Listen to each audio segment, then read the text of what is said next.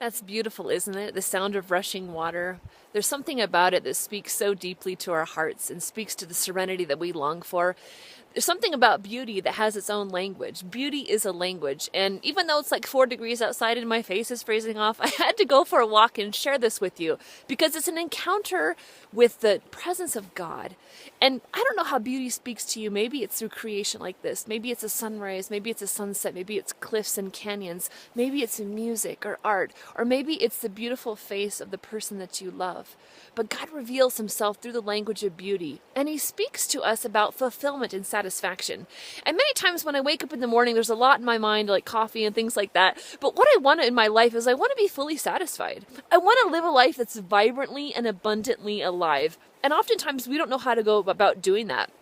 We spend so much time trying to fill ourselves with stuff, the things of this world, success and accolades and all kinds of pleasures.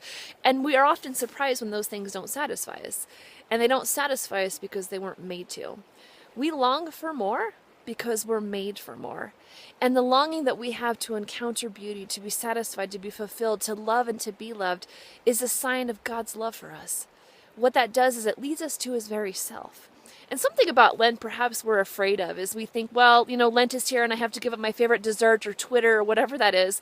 But really what Lent does, it strips us of all our facades, all of our masks, all the ways we try to distract ourselves from this hunger that we have within to encounter God. And it reveals us at the core of who we are, that we're made for God. And as St. Augustine so famously said, our hearts are restless, O God, until they rest in you. Jesus comes to fulfill us. And one of the things that he encouraged us to do is he asks us to seek him. He says, ask for whatever you desire. Seek and you will find. Ask of me.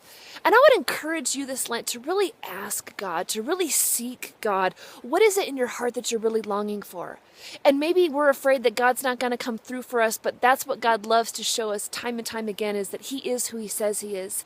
He's the lover, he's the savior, and he's the bridegroom that holds nothing back. He comes to bring us fully alive. So ask from God this Lent, ask big, and see how he satisfies the desires of your heart. God bless you.